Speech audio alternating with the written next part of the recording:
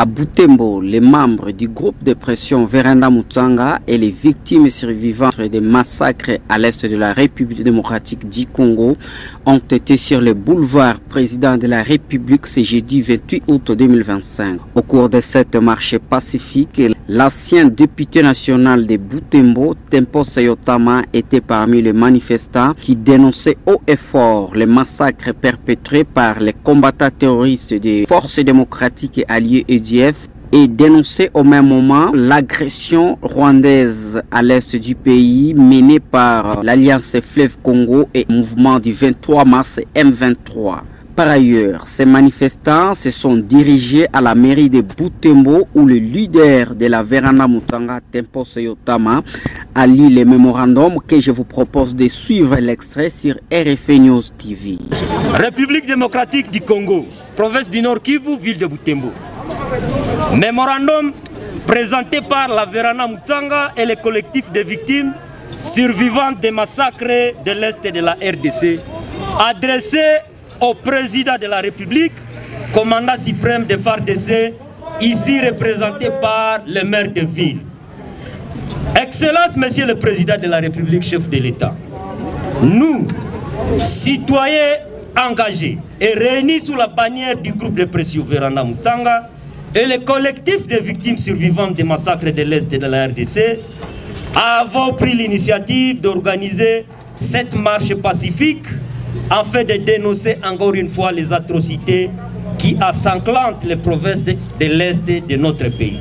Enfin, depuis les années 94, lors du génocide au Rwanda, qui a porté Paul Kagame au pouvoir, et les années 87, lors de la prise du pouvoir par les armes de l'actuel président ougandais Yoweri Museveni Kaguta, l'insécurité a été transplantée sur le sol congolais, caractérisée par les différentes guerres qui se sont succédées en République démocratique du Congo, entre autres la guerre de l'AFDEL, la guerre du RCD, la guerre du CNDP, l'éternel recommencement et l'activisme du M23, les massacres barbares des ADF qui continuent à tuer, de mutiler et de plonger chaque jour des familles entières dans le deuil. La partie est de la République paie le lourd tribut de ces différentes guerres, laissant derrière elle plusieurs dégâts humains et matériels, des assassinats, des meurtres, des assassinats ciblés, des massacres ayant fait plus de 14 millions de morts, forçant des milliers de victimes de ces guerres à une vie d'errance, devenant des déplacés dans leur propre pays, sur leur propre terre, des villages entiers incendiés et rasés de la carte. Et curieusement, cela est devenu le quotidien des Congolais de l'Est de la République, alors qu'ils ont aussi le droit à la sécurité comme tous les autres Congolais. Excellence, Monsieur le Président de la République, chef de l'État, voici notre constat.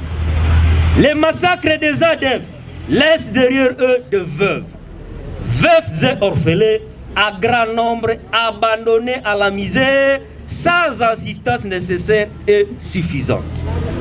L'avancée et le contrôle du M23 sur certaines localités continue de soumettre nos compatriotes à un régime de peur, d'humiliation et de déplacement forcé. Ces deux groupes armés, avec leurs alliés, un soutien, constituent aujourd'hui une menace directe pour la paix, la cohésion nationale et l'intégrité de la République. L'État, malgré les efforts fournis par nos vaillants FARDC et leurs alliés Wazalendo, n'a pas encore réussi à neutraliser efficacement ces forces négatives, faute de moyens suffisants et d'une stratégie militaire coordonnée et soutenue. Pendant ce temps, les populations déplacées vivent dans des conditions inhumaines, sans nourriture, sans soins médicaux, sans abri décent et sans espoir tangible de retourner dans leur village d'origine. Excellence, Monsieur le Président de la République, chef de l'État, au regard de cette situation dramatique, nous exigeons et recommandons ce qui suit. Neutralisation immédiate et totale des ADF et du M23 par des opérations militaires robustes, planifiées et dotées de moyens conséquents. Sécurisation accrue des zones urbaines et rurales affectées, avec un déploiement discipliné et responsable des forces armées et de la police. Assistance humanitaire d'urgence pour les déplacés internes et accompagnement spécifique pour les victimes directes de veufs et orphelins.